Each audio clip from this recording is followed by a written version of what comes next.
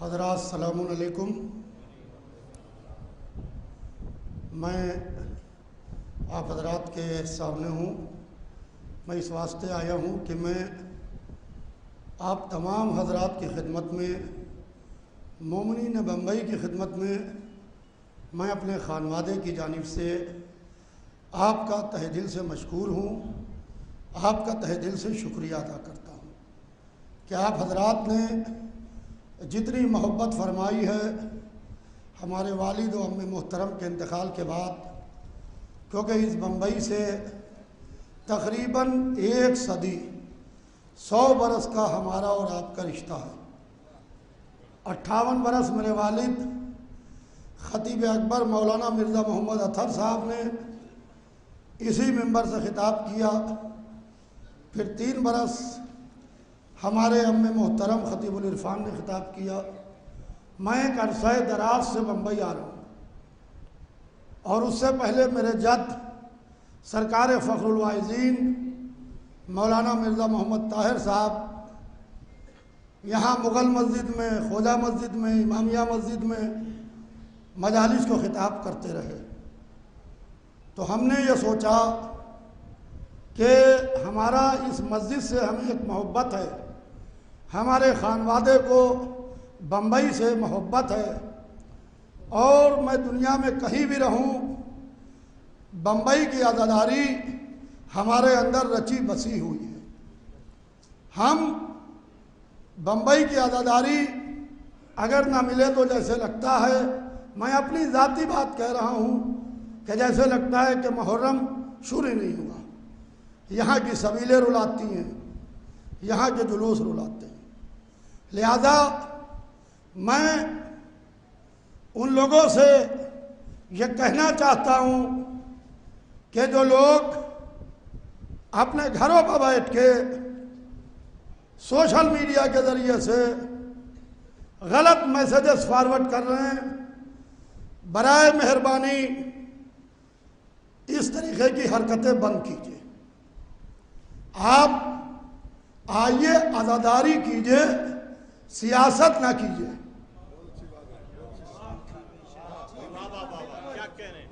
عزاداری کیجیے، سیاست نہ کیجیے۔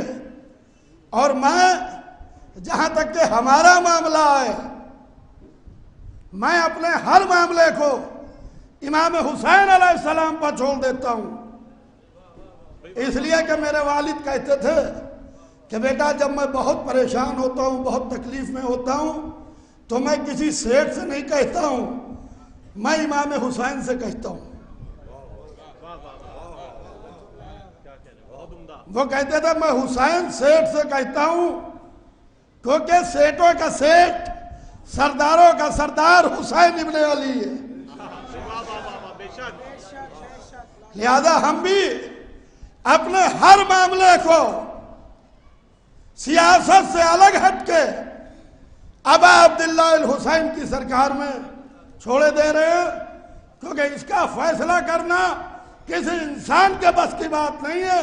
امام حسین علیہ السلام چاہیں گے تو پلک نہیں جھپکتی ہے، فیصلے ہو جاتے ہیں۔ میں پھر اپنے خانوادے کی جانب سے مومنین بمبئی کا تہہ دل سے شکریہ ادا کرتا ہوں کہ آپ حضرات اتنی بڑی تعداد میں مولانا اعجاز اطہر صاحب کو سننے کے لیے آ رہے ہیں، کیونکہ اس عشرے کو تقریباً 4 برس سے میں خطاب کر رہا تھا، مگر مغل مسجد کے ٹرسٹیوں کو بھی نہیں معلوم تھا کہ بعد مغرب کا عشرہ کون پڑھتا ہے۔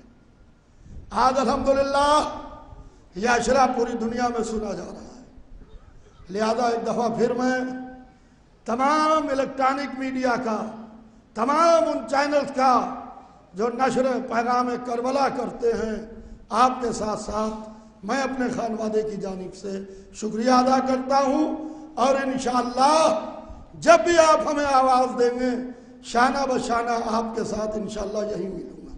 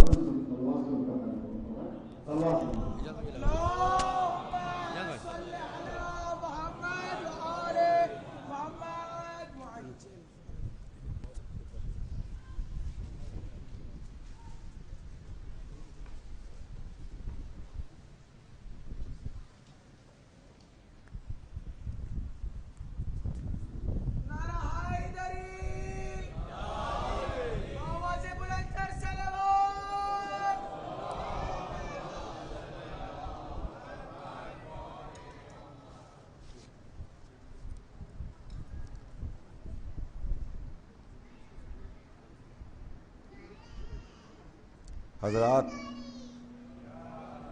سب سے پہلے ایک اعلان ابھی میرے پاس آیا ہے کہ کسی صاحب کا موبائل گم ہو گیا ہے، ویوو کا ہے، وائٹ کلر کا موبائل ہے۔ اگر کسی صاحب کو ملے تو یہاں مسجد کے آفس میں جمع کر دیں۔ جن صاحب کا موبائل ہے وہ آفس میں اپنی شناخت بتا کر کے لے لیں۔ ایک اور اعلان آپ کی خدمت میں عرض کرنا ہے کہ کل 8 محرم کو بروز اتوار 2 بجے دن میں Carter Road Bandra commissioner office کے سامنے سے دریا والے علم کا جلوس برآمد ہوگا، جس میں سب سے پہلے افتتاحی مجلس کو برادرم مولانا یاسو عباس صاحب خطاب فرمائیں گے، اور اس کے بعد اختتامی مجلس کو مولانا جعفر عباس صاحب خطاب فرمائیں گے۔ یہ مجلس دن میں 2 بجے Carter Road Bandra commissioner office میں وہاں منعقد ہوگی، جہاں سے دریا والا علم اٹھ کر جائے گا۔ آپ تمام حضرات سے ان مجالس میں اور جلوس میں خاص طور سے شرکت کی گزارش ہے۔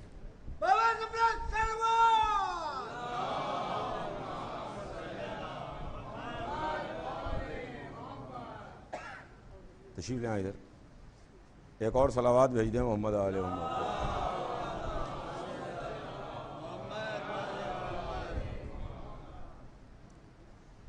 فاتحہ۔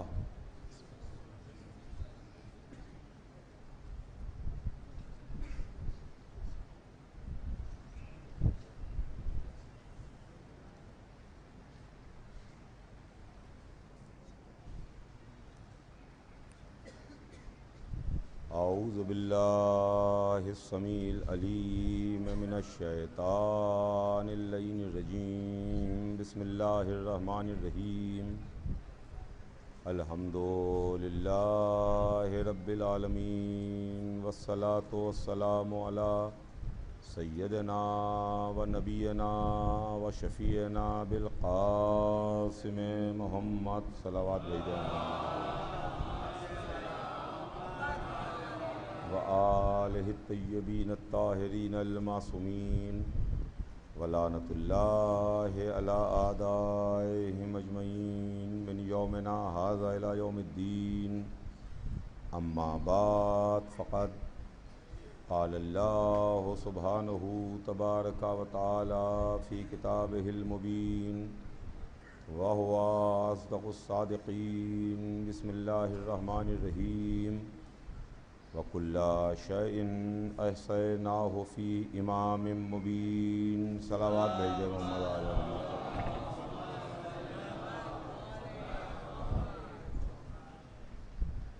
عزیزان محترم، خداوند عالم قرآن مجید میں ارشاد فرماتا ہے کہ ہم نے تمام کمالات امام مبین کی ذات میں جمع کر دی۔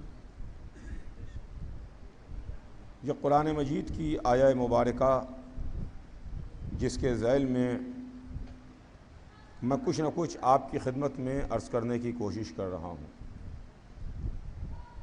سلسلہ بیان آپ کے ذہنوں میں ہوگا، ہمارے اور آپ کے درمیان امامت دین کی ضرورت ہے، اس کے عنوان سے ایک گفتگو کا سلسلہ چاند رات سے شروع ہوا، جو الحمدللہ اپنی منزلیں طے کرتا ہوا آج 8ویں رات تک پہنچ گیا۔ اس سلسلے میں میں نے کچھ آپ کی خدمت میں عرض کیا۔ اب آج کے بعد 2 مجلسیں اور بچی ہیں، آج کی مجلس ملا کے 3 مجلسیں ہیں، لہذا جو کچھ بھی مجھے بیان کرنا ہے وہ ان 3 دنوں میں عرض کر کے اپنی بات کو تمام کروں گا۔ ہمارے اور آپ کے درمیان گفتگو امامت اور دین کی ضرورت کے عنوان سے ہے۔ اس سلسلے میں نے کل آپ کی خدمت میں ایک بات عرض کی تھی، اور وہ بات علم امامت کے تعلق سے تھی، اور اس میں حضرت علی علیہ السلام کے علم کے تعلق سے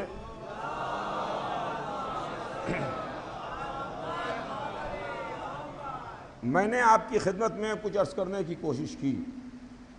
کچھ علی ابن ابی طالب علیہ السلام کی زندگی کی جھلکیاں جو علم کے تعلق سے ہیں وہ میں نے آپ کی خدمت میں پیش کرنے کی کوشش کی، کہ دنیا یہ نہ سمجھے کہ علی صرف بہادر اور شہسوار کا نام ہے، علی صرف اور صرف میدان میں تلوار چلانے والے ہی کا نام نہیں ہے، بلکہ جس حیثیت سے آپ دیکھیے گا علی آپ کو امام نظر آئیں گے،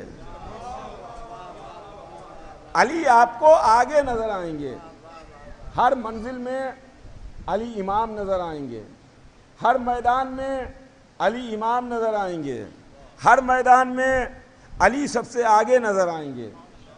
اگر کہیں پر اجتماع ہو، اگر کہیں پر لوگوں کو جمع کیا جائے اور اللہ اپنی قدرت سے حضرت آدم سے لے کر کے اب تک کے تمام مرنے والے انسانوں کو جو دنیا سے اٹھ چکے ہیں ان کو زندہ کرے،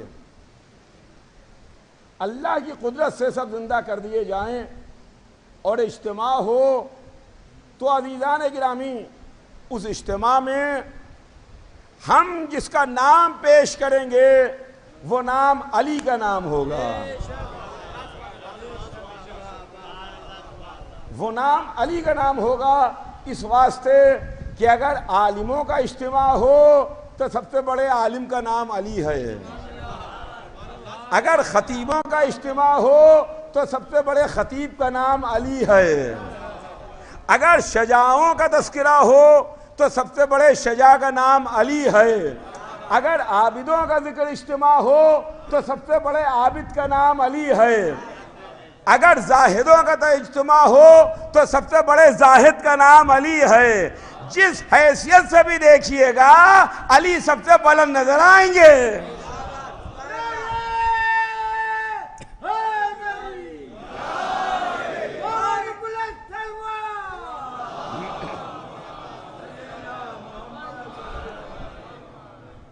دنیا میں بڑے بڑے عالم گزرے، ایک سے ایک عالم، مگر کسی عالم نے منبر پر آ کے دعویٰ سلونی نہیں کیا۔ دعویٰ سلونی کرنے والے اکیلے علی ہیں۔ دنیا میں بڑے بڑے شہنشاہ گزرے، لیکن سب سے بڑے شہنشاہ علی ہے۔ ہم نے بادشاہوں کو دیکھا مگر تخت پر بیٹھے دیکھا، سر پر تاج لگائے دیکھا، زرعی کمر غلاموں کو ساتھ ساتھ دیکھا، مگر علی اس بادشاہ کا نام ہے جو ہے تو بادشاہ مگر رات کو پیٹھ پر بوریاں لاد کے غریبوں تک پہنچ رہا ہے۔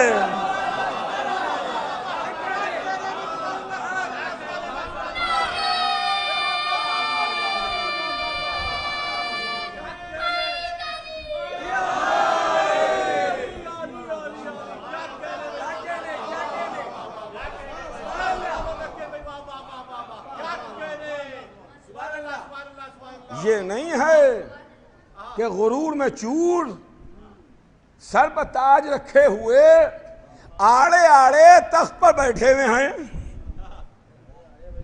آڑے آڑے تخت پر بیٹھے ہوئے ہیں کہ بادشاہ سلامت ہیں، اما پھٹکار ہو ایسی بادشاہت پر جس کو غریبوں کی فکر نہ ہو۔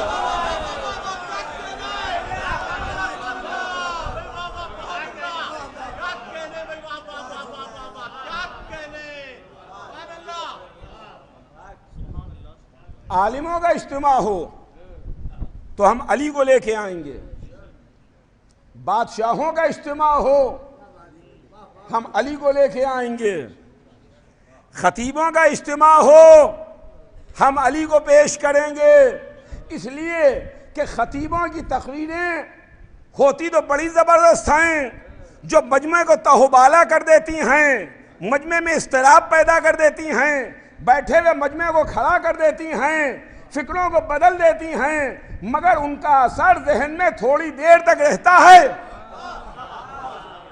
تھوڑی دیر تک رہتا ہے کوئی ایسا خطیب کہ 1400 برس پہلے اس نے منبر پہ خطبہ دیا ہو آج تک کتاب میں محفوظ ہو؟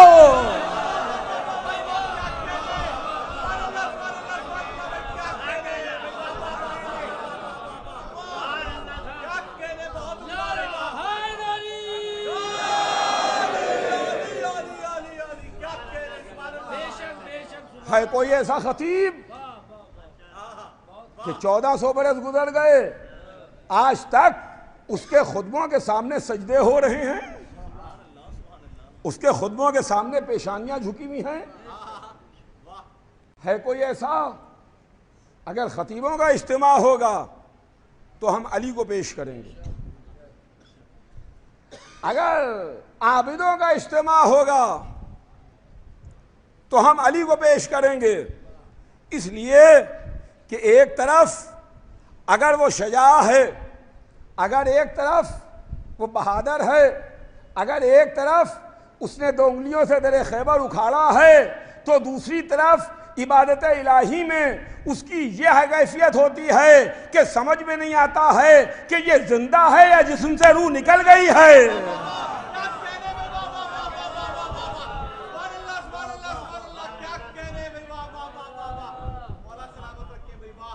اتنا بڑا عابد، ایسا عابد، ایسا زاہد، جہاں وہ بڑے بڑے زاہد جمع ہوں، ایک سے ایک اگر زاہدوں کا اجتماع ہوگا تو اس میں بھی علی آگے آئیں گے، اس لیے کہ دنیا میں کوئی زاہد ایسا نہیں گزرا ہے جس نے اپنی سوکھی روٹیوں کو مہر لگا کر کے رکھا ہو، اس واسطے کہ کہیں ایسا نہ ہو کہ کوئی اس کو اوپر روغن لگا دے۔ تو عزیزان گرامی، یہ علی ہیں، یہ امام ہیں، دنیا پہچانے کہ علی کون ہیں، دنیا دیکھے کہ علی کون ہیں۔ ہم یوں ہی علی علی نہیں کرتے، ہم یوں ہی امام امام نہیں کرتے، یہ علم علی تھا خدا کی قسم کہ جہاں پر دنیا محو حیرت ہے، دنیا پریشان ہے، اگر ہم نے علم کے میدان میں دیکھا تو علی سے بڑھ کے، اہل بیت سے بڑھ کے، اماموں سے بڑھ کے کوئی دوسرا نظر نہیں آیا۔ چند منٹ آپ کی خدمت میں بات عرض کروں، سلسلہ آگے بڑھتا ہے، بات آگے بڑھتی ہے، وقت نہیں ہے جو میں آپ کی خدمت میں عرض کروں، لہذا جلدی جلدی تیزی کے ساتھ کچھ نہ کچھ عرض کرتا ہوا اپنی بات کو تمام کروں گا۔ علم کے بعد منزل آتی ہے، ایک سب سے بڑی شے ہے جس کا نام ہے طہارت، جس کا نام ہے پاکیزگی۔ اسلام نے طہارت پر بہت زور دیا ہے، اسلام نے پاکیزگی پر بہت زور دیا ہے، چنانچہ ہمارا مذہب ہمیں پاک رہنے کے واسطے کہتا ہے کہ آپ پاک رہیے۔ ہمارا مذہب وہ ہے کہ جو ہم کو طہارت سکھاتا ہے، پاکیزگی سکھاتا ہے. آپ پاک رہیے. بہتر یہ ہے کہ آپ باوضو رہیے، ہے نا. اسلام میں طہارت ہے، مگر ہماری طہارت کیا ہے؟ ہماری طہارت کی منزل کیا ہے؟ ہماری طہارت کی منزل یہ ہے کہ جب ہم دنیا میں پیدا ہوئے تو نجس تھے، جب دنیا سے جائیں گے تو نجس جائیں گے.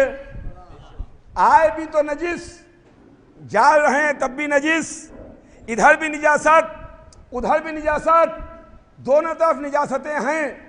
ہم دنیا میں آئے تو اس بات کے محتاج ہیں کہ کوئی ہمیں پاک کرے تو ہم پاک ہوں. ایک صلوات بھیج دیں محمد آل محمد پر. ادھر لگو.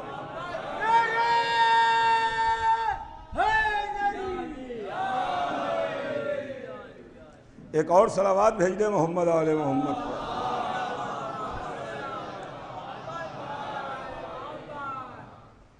دیکھیے، ہم پاک کیے جائیں تو پاک ہوں گے.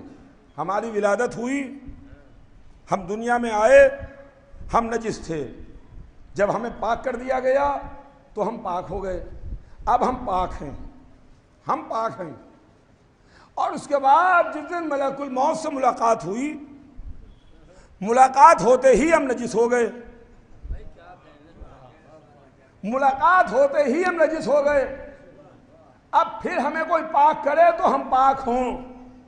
ہمیں اپنا اوپر بڑا ناز تھا، بڑا غرور تھا، بڑا گھمنڈ تھا. ہمیں اپنے کام کاج پر بڑا ناز تھا. اما کیسا ناز، کیسا غرور، کیسا گھمنڈ. نہ جب دنیا میں آئے تو نہا سکے، نہ جگہ تو نہا سکے.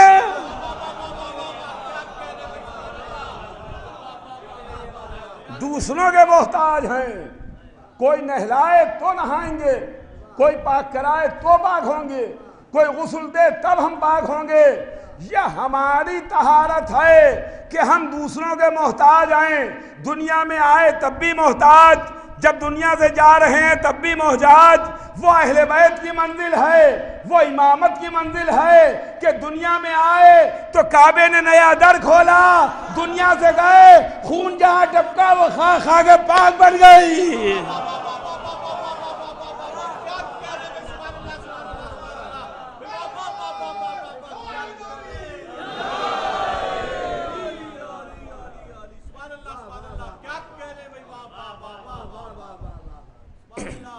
یہ منزل ہے عزیزان گرامی، وہ امامت کی منزل ہے. جہاں کعبہ استقبال کر رہا ہے، دیوار نیا در بنا رہی ہے، یہ ایک منزل. جہاں کعبے نے استقبال کیا، کعبے نے نیا در کھولا. کوئی یہ نہ کہے کہ ایک بار اتفاق ہوتا ہے. اتفاق ایک بار ہوتا ہے، بار بار نہیں ہوتا. یہ اتفاق نہیں ہے عزیزان گرامی. سلسلہ آگے بڑھا.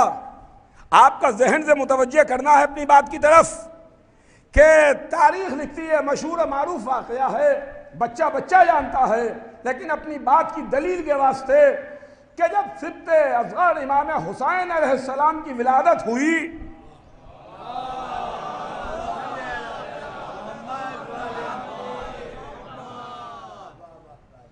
اور رسول کے گھر میں ان کا چھوٹا نواسا تشریف لایا، تو رسول بیت الشرف میں تشریف لائے. گھر کی پرانی قریب ام ایمن آغوش میں شہزادے کو لیے کھڑی ہوئی تھیں. رسول نے شہزادے کو دیکھا، ام ایمن سے کہا، ام ایمن میرے بچے کو مجھے دے دو، میرے بیٹے کو مجھے دے دو. تو ام ایمن نے ایک جملہ کہا، وہ جملہ سنیے گا. ام ایمن نے کہا کہ اللہ کے رسول، ابھی میں نے اس بچے کو پاک نہیں کیا ہے، ابھی پاک نہیں کیا ہے. جیسے ہی ام ایمن نے کہا میں نے پاک نہیں کیا، رسول بگڑ گئے، ناراض ہو گئے، ڈانٹ دیا، جھڑک دیا. رسول رحمت کو جلال آ گیا.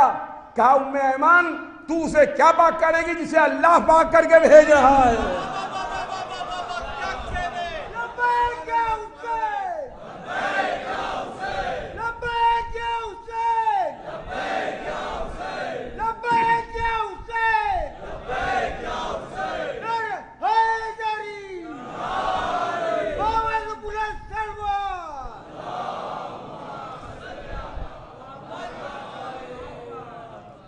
اب عزیزان گرامی اگر ان کی طہارت کے واسطے قرآن مجید میں آیہ تطہیر نہ بھی آئے تب بھی ہم ان کو پاک مانیں گے.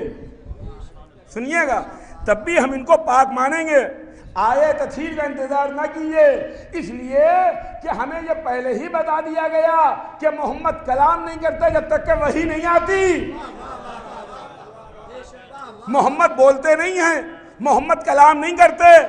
آپ کو ماننا پڑے گا کہ پہلے وحی آتی ہے پھر محمد بولتے ہیں, پہلے ادھر سے حکم آتا ہے تب محمد بولتے ہیں. رسول نے کیا کہا؟ جسے اللہ پاک کر کے بھیجے. اب آپ آیہ تطہیر کا انتظار نہ کیجئے, یہ پاک ہیں. پھر یہ کیوں کہیے کہ قرآن میں آیت کیوں آئی؟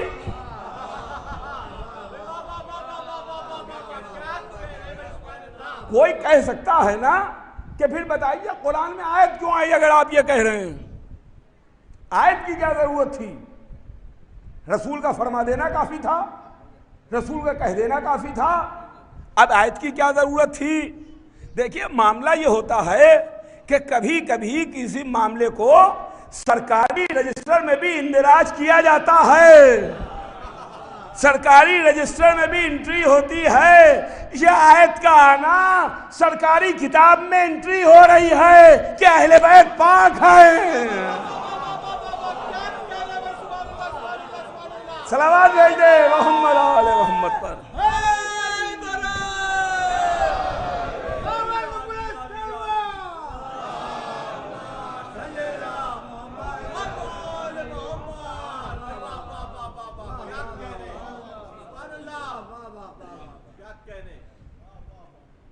یہ آیت الطہارت, یہ دنیا سے سدھارے تو پاک پاک. اور اس کا معاملہ یہ ہے کہ امامت جن پر ہماری جان فدا اور نثار, جو امام ہیں, جو معصوم ہیں, جو اہل بیت ہیں, یہ پاک ہیں. یہ ایسے پاک نہیں ہے کہ جیسے ہم پاک ہیں, نہیں, ان کو اللہ نے پاک کر کے بھیجا ہے. ان کا جسم بھی پاک ہے, ان کی روح بھی پاک ہے, ان کا نفس بھی پاک ہے. سنیے گا, ان کا نفس بھی پاک, ان کی روح بھی پاک, ان کا جسم بھی پاک. روح پاک, جسم پاک, نفس پاک. آپ کو تینوں دلیلیں مل جائیں گی کہ ان کا جسم پاک, اس کی بھی دلیل ہے. ان کی روح پاک, اس کی بھی دلیل ہے. ان کا نفس پاک, اس کی بھی دلیل ہے. سب سے پہلے آئیے جسم پاک ہے. ان کا جسم پاک ہے. عزیزان گرامی, نجس چیز کعبے میں نہیں آتی. رسول کا آغوش میں لینا اس بات کی دلیل ہے کہ یہ پاک ہیں. ام ایمن کو ڈانٹ کے کہہ رہے ہیں تو اسے کیا پاک کرے گی جسے اللہ پاک کر کے بھیج رہا ہے. ان کا جسم پاک ہے, ان کی روح پاک ہے. روح پاک.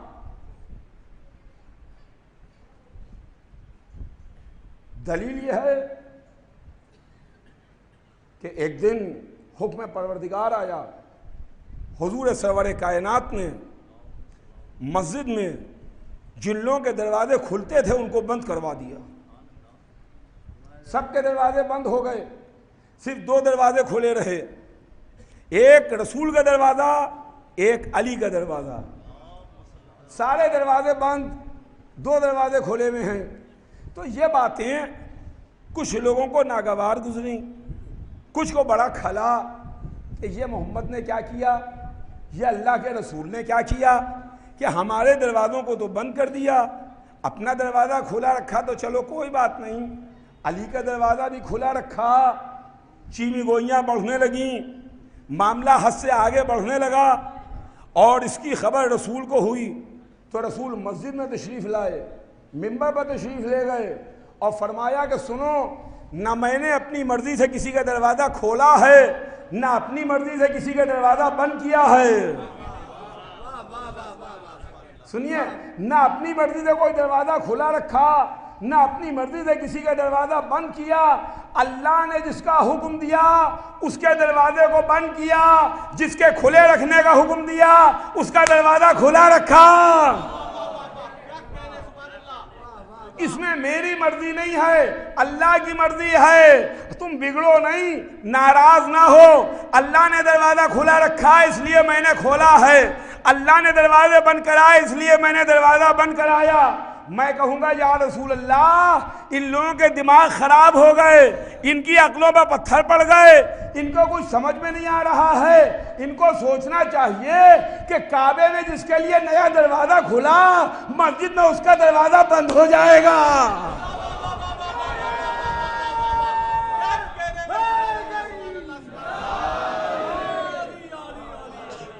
آپ لوگ بہت کمزور جذبات ہونا رہے.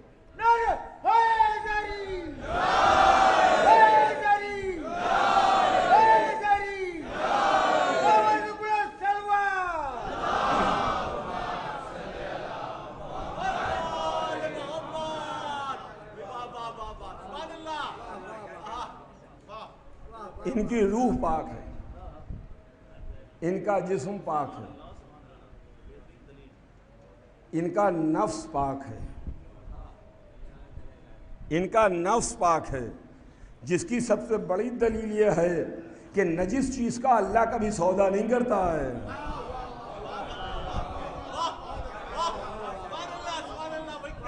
نجس چیز کا سودا نہیں ہوتا. شب ہجرت نفس علی اللہ نے خرید لیا، اگر نجاست ہوتی تو خریدتا نا. نفس علی پاک ہے، لہذا علی کا نفس اللہ کی طرف چلا گیا، اس کی رضا علی کے پاس آ گئی.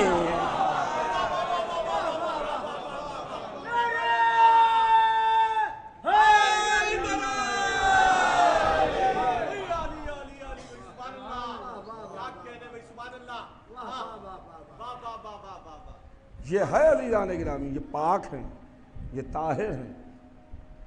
آپ لوگ تو اپنے اماموں کو پاک مانتے ہیں، آپ لوگ تو اپنے اماموں کو معصوم مانتے ہیں، آپ لوگ تو اپنے اماموں کو عالم مانتے ہیں، آپ لوگ تو اپنے اماموں کو ایسا مانتے ہیں.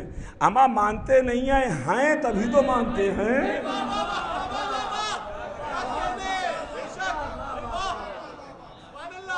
ایسی بات تھوڑی ہے، اگر نہ ہوتے تو یقین مانیے سر منبر عرض کر رہا ہوں کہ ہم نہ مانتے.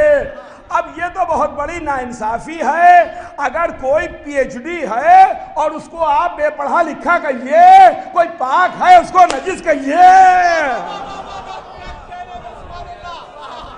صلوات بھیجے محمد آل محمد.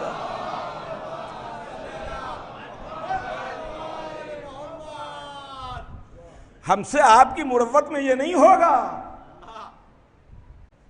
کہ ہم ان کا مرتبہ گھٹائیں، ان کا مرتبہ کم کریں. یہ عالم ہیں لہذا ہم عالم کہیں گے، یہ پاک ہیں ہم ان کو طاہر کہیں گے، یہ معصوم ہیں ہم انہیں معصوم کہیں گے، یہ شجاع ہیں ہم انہیں شجاع کہیں گے، یہ عابد و زاہد ہیں ہم انہیں عابد و زاہد کہیں گے. آپ کی مروت میں ہم اپنے اہل بیت کو چھوڑ دیں، نہ دنیا رہے گی نہ آخرت رہے گی.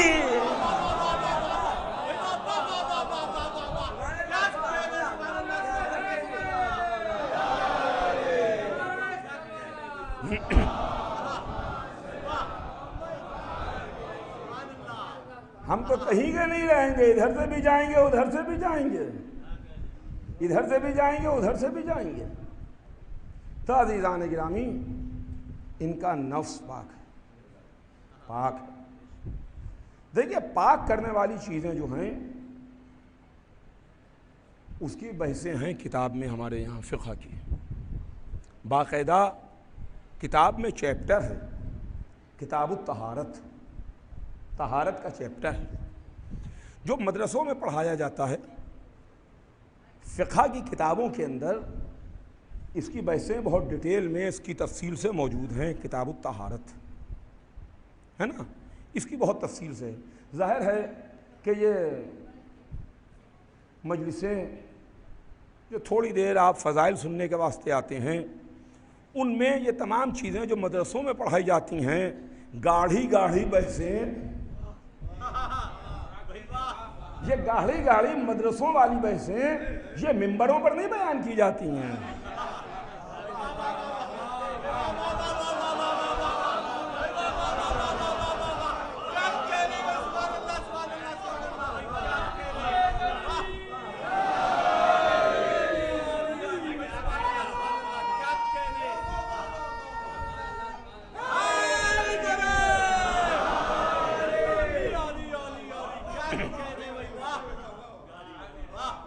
مدرسے کی چیز مدرسے میں ہے،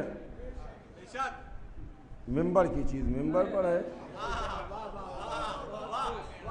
اور پھر ممبر کا حق تو یہی ہے کہ ممبر سے ذکر فضائل اہل بیت بیان کیے جائیں۔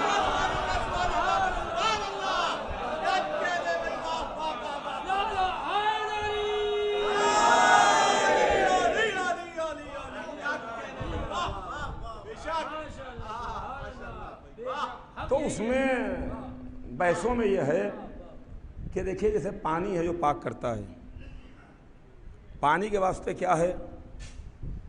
ایک گلاس میں پانی ہے، اس سے بھی آپ کوئی چیز پاک کر سکتے ہیں۔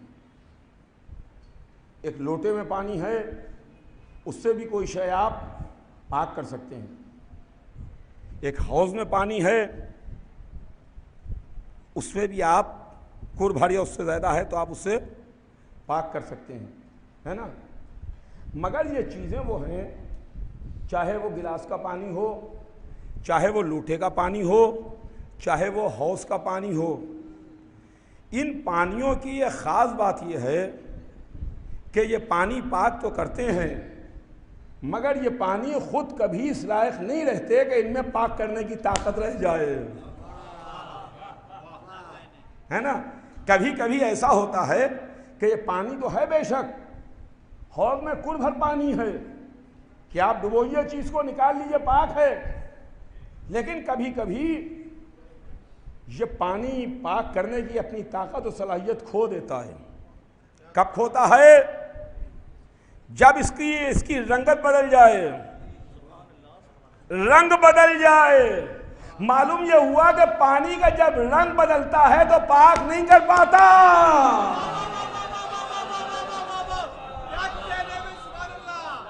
صلوات بھیج دے محمد آل محمد پر۔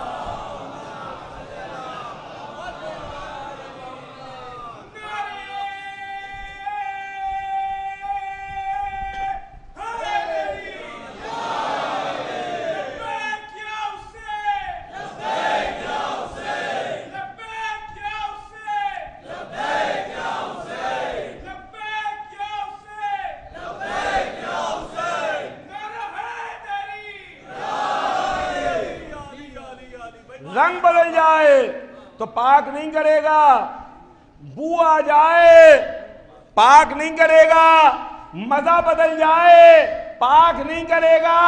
یہ تینوں چیزیں اگر پانی میں ہو جائیں تو پاک نہیں کرے گا۔ معلوم یہ ہوا کہ یہی تو تین ہے جو نجاست پیدا کرتی ہے۔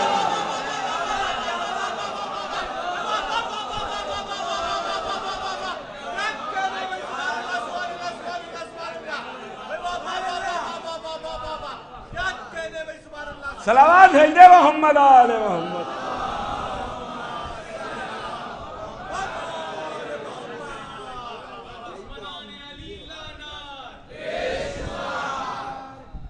تو عزیزان گرامی، لیکن دریا کے واسطے، سمندر کے واسطے، سمندر بہ رہا ہے آپ کی یہاں، موجیں مار رہا ہے، لے رہا ہے سمندر، بمبئی میں ساحل ہے، یہ سمندر ہے، سمندر کا نہ رنگ بدلے گا، نہ مزہ بدلے گا، نہ اس میں سے بو آئے گی، نہ رنگ بدلے گا، نہ مزہ بدلے گا، نہ بو آئے گی۔ عزیزان گرامی، امامت کی منزل سمندر کی ہے، امامت کی منزل سمندر کی ہے۔ سمندر کا نہ رنگ بدلے گا، نہ مزہ بدلے گا، نہ بو آئے گی۔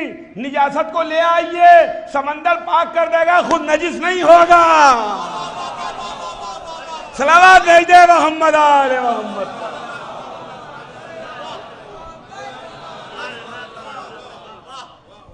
یہ نجس نہیں ہوگا، پاک کرنے کی طاقت. دنیا بھر کی نجاستیں لے آئیے، سمندر کی صحت کے اوپر کوئی اثر نہیں پڑے گا. تو ہمارے پاس جو ہمیں بتایا گیا کتابوں میں طہارت کی، تو اس میں ہم کو یہ بتایا گیا کہ دیکھیے ہمارے پاس بھی 3 طرح کی نجاستیں ہیں. ایک نجاست شرک کی نجاست ہے، ایک نجاست کفر کی نجاست ہے، ایک نجاست نفاق کی نجاست ہے. یہ 3 نجاستیں ہیں، شرک کی نجاست، کفر کی نجاست، نفاق کی نجاست. یہ نجاستیں دور کیسے ہوں گی؟ یہ پانی میں ڈبکی لگا کے دور نہیں ہوں گی. آپ حوض میں جا کے ڈبکی لگا کے آ جائیے، نجاست دور نہیں ہوگی. شرک کی نجاست نہیں دور ہوگی، کفر کی نجاست نہیں دور ہوگی، نفاق کی نجاست دور نہیں ہوگی. سمندر میں جا کے 10 غوطے بھی سمندر میں لگا لیجئے، نہ شرک کی نجاست دور ہوگی، نہ نفاق کی نجاست دور ہوگی، نہ کفر کی نجاست دور ہوگی. یہ نجاستیں کاہے سے دور ہوں گی؟ اس کو دور کرنے کے واسطے کیا ہے؟ اس کو دور کرنے کے واسطے ہمارے پاس 3 کلمے ہیں.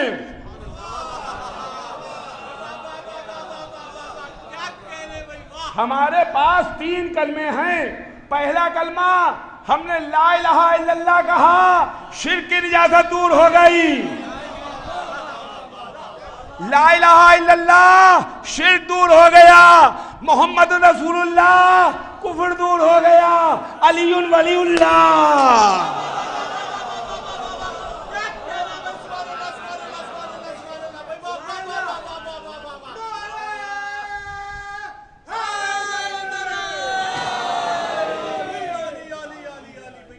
ایک اور صلوات بھیج دے محمد آل محمد.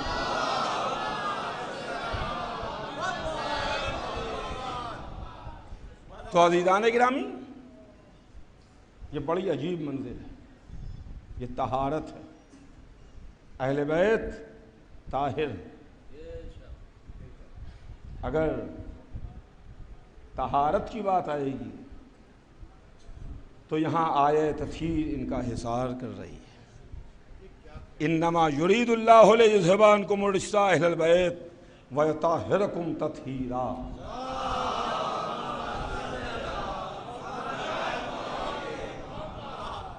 کہ اہل بیت اللہ نے یہ ارادہ کر دیا کہ آپ سے ہر طرح کے رجس کو دور رکھے، ہر طرح کی برائیوں کو دور رکھے، اور آپ کو پاک رکھے جس طرح سے پاک رکھنے کا حق ہے. عزیزان گرامی، یہ ہمارا آپ کا ارادہ نہیں ہے، یہ کسی رسول یا امام کا ارادہ نہیں ہے، یہ ارادہ اللہ کا ہے، اللہ کا ارادہ ہے. اگر کسی کو اللہ ارادہ اچھا نہیں لگ رہا ہے، کسی کی سمجھ میں نہیں آ رہا ہے، تو اپلیکیشن اللہ کی یہاں لگائے، اللہ کی سرکار میں اپلیکیشن لگائے، قرآن سے آیت تطہیر نکلوائے. جب تک قرآن میں آیت تطہیر رہے گی تب تک ہم اہل بیت کو طاہر مانیں گے. صلوات بھیج دے محمد آل محمد. افسوس کی بات ہے، میری ایک آواز اور پورا ایرانیہ امام باڑہ بھرا ہوا، کوئی آواز ہی نہیں. نعرہ حیدری، حیدری، حیدری، آواز پورا سلوات. اسی طرح سے نعرے بھیجتے رہیے اور سلوات بھیجتے رہیے. نعرہ حیدری. تو عزیزان گرامی، یہ امامت ہے. دین کو ہر قدم پر ضرورت ہے، اس لیے کہ دین کو جو ضرورت ہے وہ امامت کی ہے. لہذا امام کو عالم ہونا چاہیے، امام کو طاہر ہونا چاہیے، امام کو معصوم ہونا چاہیے، امام کو منتخب کردہ پروردگار ہونا چاہیے. امام کو عابد زاہد ہونا چاہیے، تبھی تو یہ دین کی حفاظت کریں گے، تبھی تو یہ اسلام کو بچائیں گے، تبھی تو جہاں پر جیسا دشمن آئے گا اس کو ویسا ہی زیر کریں گے۔ تو یہ مولا کائنات کی ذات ہے عزیزان، جو امام اول ہے، پہلے امام اول، ہماری جان فدا اور ہماری جان نثار اس امیر المومنین۔ بس عزیزان گرامی، انشاءاللہ کل اس کے آگے اپنی بات کو آگے بڑھاؤں گا۔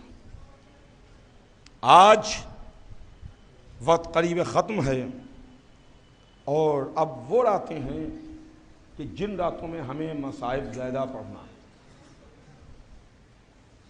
یہ علی ہیں جن پر ہماری جان فدا، جن پر ہماری جان نثار۔ عزیزان گرامی، جو ہم ہر وقت علی علی کیا کرتے ہیں، اٹھتے بیٹھتے سوتے جاگتے، گھر میں ہیں، گھر کے باہر ہیں، شادی ہے، غمی ہے، خوشی ہے، کوئی موقع ہے، ہر وقت ہم اہل بیت کا نام لیتے ہیں، علی کا نام لیتے ہیں، ان کا ذکر کرتے ہیں، ان کا تذکرہ کرتے ہیں۔ تو یہ کیوں کرتے ہیں؟ کاہے کے واسطے کرتے ہیں؟ اس لیے کہ ان کی محبت ہمارے دلوں میں ہے۔ میں عرض کر چکا کہ ان کی محبت ہمارے دلوں میں کیوں ہے، ہم انہیں کیوں مانتے ہیں، کیوں چاہتے ہیں۔ لیکن کائنات عالم و آدم میں علی اس ذات کا نام ہے، علی اس شخصیت کا نام ہے کہ جس نے ایک دن مسجد میں بھرے مجمع میں بیٹھ کے اپنے بھائی سے ایک بات کہی، میرے بھیا، میرے بھائی، ایک ایسے بہادر گھرانے میں میری شادی کرائیے جہاں ایک ایسا بیٹا پیدا ہو جو میرے پاس ذخیرہ ہو۔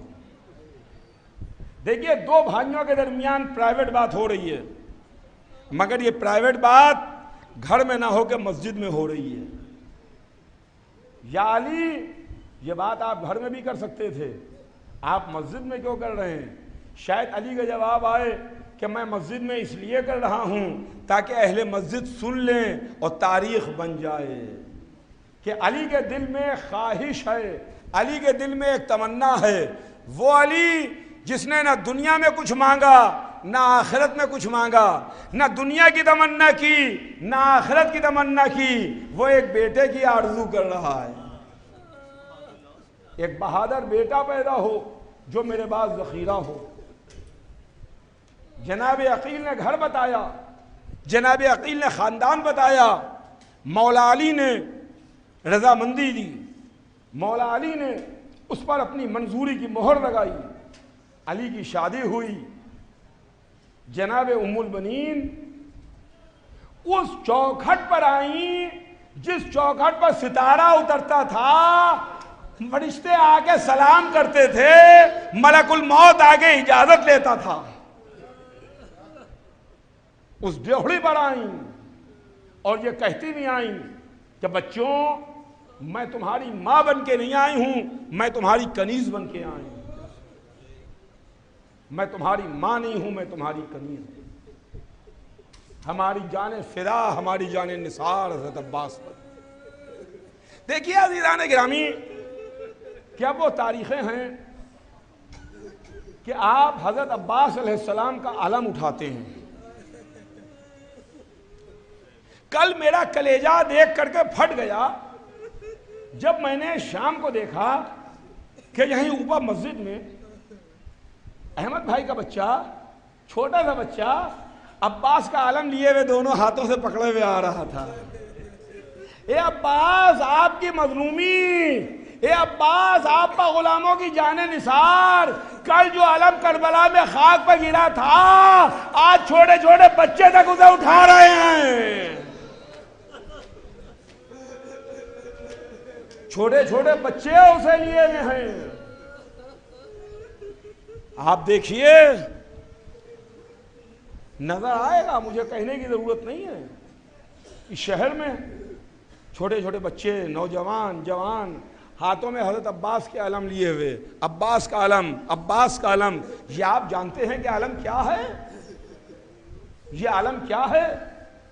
علم پرچم ہے، علم نشان ہے، اس کی بڑی تاریخ ہے۔ کل میں نے آپ کی خدمت میں رسول کی ایک حدیث پیش کی تھی۔ خیبر کی رات 40ویں رات رسول نے فرمائی تھی، لویت اندر رایت غدن رجولن کرارن غیر فرارن۔ رسول نے لفظ رایت استعمال کیا ہے کہ کل میں علم اسے دوں گا۔ علم کے لیے جو لفظ استعمال کیا وہ لفظ رایت تھا۔ رایت کہتے ہیں علم کو۔ عربی بڑی لینگویج ہے، بڑی زبان ہے، مختلف موقعوں کے واسطے الگ الگ لفظ ہیں جو بولے جاتے ہیں۔ رسول نے خیبر میں لفظ رایت استعمال کیا۔ پھر انہی رسول نے ہمیں بتایا اور علم اٹھانے والوں کو خوشخبری دی، مجدہ سنایا کہ دنیا میں علم اٹھانے والوں پریشان نہ ہونا، مایوس نہ ہونا، گھبرانا نہیں، جنت میں بھی علم اٹھے گا، وہاں بھی علم اٹھے گا۔ اس علم کا نام رسول نے بتایا، اس کا نام کیا ہوگا؟ لوائے حمد۔ لوا کہتے ہیں علم کو، رایت کہتے ہیں علم کو۔ وہاں رسول نے لفظ رایت استعمال کیا، یہاں رسول نے لفظ لوا استعمال کیا۔ اس کے معنی کیا ہیں؟ اب جب ہم نے محلِ استعمال دیکھا تو رایت ہمیں یہ ملا کہ رایت اس علم کو کہتے ہیں کہ جو لشکر کا علم ہوتا ہے۔ سنیے گا، جو لشکر کا علم ہے۔ آپ کہیے گا لشکر کا علم کون سا ہے؟ لشکر میں بھیا ہر طرح کے لوگ ہوتے ہیں، لڑنے والے بھی ہوتے ہیں، بھاگنے والے بھی ہوتے ہیں، ہر طرح کے ہیں۔ مگر جو علم جنت میں اٹھے گا اس کا نام لوا ہے، لوائے حمد۔ خاص قبیلے کا علم، خاص قبیلے کا علم۔ جیسے آپ یہاں علم اٹھاتے ہیں نا، خاص قبیلے والے آتے ہیں، ہر ایک علم میں نہیں آتا، ہر ایک علم کے پرچم کے نیچے نہیں آتا، خاص ہیں جو علم میں آ جاتے ہیں پھریرے کے نیچے۔ ویسے ہی جنت میں جو علم اٹھے گا اس میں عام بھیڑ نہیں ہوگی، وہی ہوں گے جو علی ولی اللہ کہتے ہوں گے۔ صلوات بھیج دے محمد آل محمد۔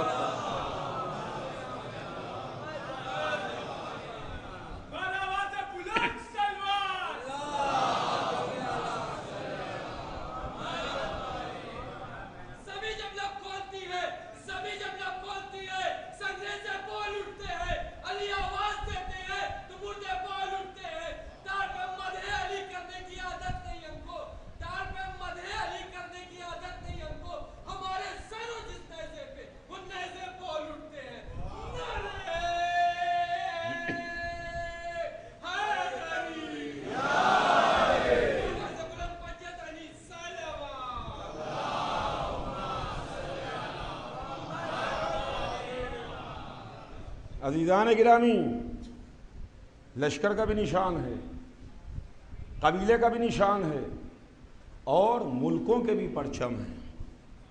ہمارا ملک ہندوستان ہے، ہمارے ملک کا بھی پرچم ہے، ہمارے ملک کا بھی فلیگ ہے، نیشنل فلیگ۔ مگر دیکھیے نیشنل فلیگ کا معاملہ یہ ہے، ملک کے پرچم کا معاملہ یہ ہے کہ ملک کا پرچم آپ کو وہاں تک نظر آئے گا جہاں تک ملک کی سرحد ہوگی۔ جہاں تک ملک کی سرحد ہے وہاں تک اس ملک کا پرچم آپ کو نظر آئے گا، اور جہاں سے اس ملک کی سرحد ختم ہو گئی اس کے بعد آپ ڈھونڈیے گا تو اس ملک کا نشان آپ کو نہیں ملے گا۔ جس ملک کی سرحد ہے اس ملک کا نشان ملے گا۔ یہ تو ایک عام ایسی بات ہے جو بچہ جانتا ہے کہ ملکوں کے نشان، ملکوں کے پرچم، نیشنل فلیگ وہاں تک نظر آئیں گے جہاں تک ملکوں کی پرچم ہیں، جو ملکوں کی سرحدیں ہیں، جہاں تک ملک کے بارڈرز ہیں وہاں تک کے آپ کو ملکوں کے پرچم، نشان، فلیگ نظر آئیں گے۔ جہاں سے پرچم نظر نہیں آئے یا جہاں سے سرحد ختم ہو جائے اس کے آگے پرچم نہیں ملے گا، اس کے آگے نشان نہیں ملے گا۔ اب عزیزان گرامی، کل یزید بہت بڑی حکومت رکھتا تھا، حسین بادشاہ نہیں تھے، مگر حسین کے علمدار کا نام عباس ہے۔ سنیے گا، حسین کے علمدار کا نام عباس ہے۔ آج حسین کتنی بڑی حکومت کے شہنشاہ ہیں، کتنی بڑی حکومت کے مالک ہیں۔ آپ ملکوں میں نہ دیکھیے، جہاں جہاں عباس کا علم نظر آئے گا وہاں حسین کی حکومت نظر آئے گی۔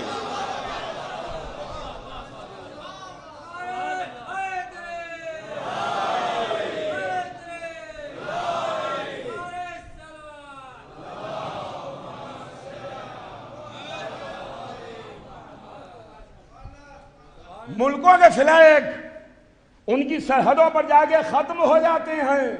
اس سے اندازہ ہوتا ہے کہ اس ملک کی سرحد بس یہاں تک ہے، اس کے آگے یہ ملک نہیں ہے۔ دنیا بھر میں عباس کا علم اٹھ رہا ہے، ہندوستان میں بھی ہے، یورپ میں بھی ہے، امریکہ میں بھی ہے، ایشیا میں بھی ہے، افریقہ میں بھی ہے، آسٹریلیا میں بھی ہے، ہر جگہ علم عباس کا ہے، حسین حسین ہو رہا ہے۔ کل جو کربلا کے میدان میں اکیلا تھا، آج پوری دنیا پر حکومت ہے، پوری دنیا پر حکومت ہے۔ آج اسی عباس کا ماتم ہے، اسی عباس کو رونے کے واسطے آپ جمع ہوئے ہیں۔ کون؟ زینب کے پردے کا محافظ عباس، سکینہ کا چچا عباس، سیدانیوں کا آسرا عباس، حسین کے بازو کی طاقت عباس۔ عباس شب عاشور ان کے دل میں تمنا تھی،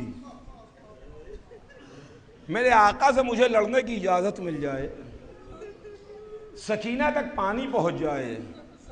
دو تمنائیں عباس کے دل میں تھیں، حسین اجازت دے دیں بچوں تک پانی پہنچ جائے، لیکن افسوس عباس کی کوئی آرزو پوری نہیں ہو سکی، عباس کی کوئی تمنا پوری نہ ہو سکی۔ حسین نے لڑنے کی اجازت نہیں دی، سکینہ کے واسطے خیمے تک پانی نہیں پہنچا سکے۔ عباس کی آرزو دل میں رہ گئی، آرزویں دل میں سینے میں گھٹ کے رہ گئیں۔ شب عاشور حسین کے خیموں کے گرد ٹہل رہے تھے، پہرا دے رہے تھے۔ زہیر نے آگے بڑھ کے کہا، آقا آپ کو معلوم ہے کہ آپ کے بابا نے آپ کو کس دن کے واسطے ذخیرہ کیا ہے؟ کہ ایک مرتبہ جری کو جلال آیا، کہا زہیر مجھے جوش نہ دلاؤ، کل میرے آقا سے مجھے لڑنے کی اجازت دلوا دینا۔ اس لشکر کو کوفہ شام کی دیواروں سے نہ لے جا کے ٹکرایا ہو تو مجھے عباس نہ کہنا۔ ہاں یہ شب عاشور تھی، لیکن جب عاشور کا دن نکلا اور حسین نے نشان حق عباس کے حوالے کیا تو عباس نے ایک بہت بڑے لشکر کے مقابلے میں ایک چھوٹے سے لشکر کو لڑایا، اور اس کے بعد ایک منزل وہ آئی کہ ہاتھ جوڑ کے کہا، آقا اب مجھے بھی لڑنے کی اجازت دے دیجئے، مولا اب اس غلام کو بھی لڑنے کی اجازت دے دیجئے۔ حسین نے عجب جملہ کہا بھیا تم تو میرے لشکر کے علمدار ہو، تم میرے لشکر کے علمدار ہو۔ تو عباس تڑپ کے کہتے ہیں، آقا اب جہاں لشکر گیا ہے وہیں علمدار بھی جائے گا۔ ہاں عزیزان گرامی، جہاں لشکر گیا وہیں علمدار بھی جائے گا۔ ابھی آقا اور علمدار کے درمیان گفتگو ہو رہی تھی کہ ننھی سکینہ چھوٹے چھوٹے بچوں کو لیے ہوئے آلتاش آلتاش آلتاش ہائے پیاس مارے ڈالتی ہے، ہائے پیاس مارے ڈالتی ہے، ہائے پیاس مارے ڈالتی ہے۔ ارے سکینہ پیاسی ہے، ارے پانی کاش کربلا میں برس جاتا۔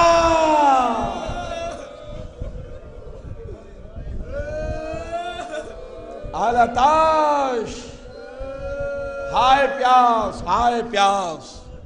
حسین نے عباس کو دیکھا، سکینہ کو دیکھا، بچوں کی پیاس کا اندازہ لگایا، کہا میرے بھیا میں تمہیں لڑنے کی اجازت نہیں دوں گا، جا کے بچوں کے واسطے پانی کی سبیل کرو۔ لیجئے عباس رہوار پر سوار ہوئے، ننھی سکینہ آگے بڑھی، اپنے چھوٹے چھوٹے ہاتھوں سے سوکھا ہوا مشکیزہ اپنے چچا کو دیا۔ یہ چچا اور بھتیجی کی آخری ملاقات تھی، اب اس کے بعد نہ چچا بھتیجی سے ملا، نہ بھتیجی چچا کو دیکھ سکی۔ چچا دریا پر سو گیا، بھتیجی شام میں آرام کر گئی۔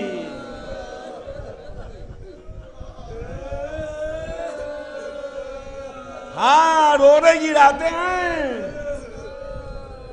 آنسو بہانے کی راتیں ہیں، شیر کا ماتم ہے، عباس کا ماتم ہے، حسین کے لشکر کے علمدار کا ماتم ہے۔ مشکیزہ لیا، تیزی سے گھوڑا دوڑاتے ہوئے چلے، حملے میں دشمن کو اتنا پیچھے ڈھکیل دیا کہ نہر تک آئے، نہر فرات میں گھوڑا ڈالا، مشک سکینہ کو تر کیا، چلو میں پانی لیا، دنیا والوں کو دکھا دیا کہ دیکھو دریا پر 3 دن کے پیاسے کا قبضہ ہے۔ عباس نے بیک وقت 2 چیزوں کا ثبوت دیا ہے۔ عباس نے اپنی شجاعت و بہادری کا ثبوت دیا کہ اگر تم یہ سوچتے ہو کہ ہمارا پانی پر قبضہ ہے تو تمہارا قبضہ نہیں ہے، عباس کا قبضہ ہے۔ اور چلو میں پانی لے کے دریا پہ منہ پر مارنا اس بات کی دلیل ہے کہ عباس کتنا زیادہ اپنے نفس پر اختیار رکھتا ہے۔ چاہتے تھے کہ پانی لے کے چلیں، سکینہ تک پانی پہنچ جائے، چھوٹے چھوٹے بچوں تک پانی پہنچ جائے، خیمے میں پانی آ جائے۔ تیزی سے گھوڑا دوڑاتے ہوئے چلے کہ ایک مرتبہ عباس کا دائنا بازو بھی قلم ہوا، بایاں بازو قلم ہوا، عباس کے سینے سے مشکیزے کو بچایا، ایک تیر آ کے مشک سکینہ پر لگا، عباس کی حسرتوں پر پانی پھر گیا۔ آواز دی آقا میرا سلام، حسین نے کمر کو پکڑا، ارے میرے بھیا، ارے میرے بازو کی طاقت، ارے میرے بھیا۔ علم خیمے میں آیا، علمدار دریا پر سو گیا۔ واہ عباسا، واہ عباسا کی صدایں بلند ہوئیں، سکینہ تڑپتی رہ گئی۔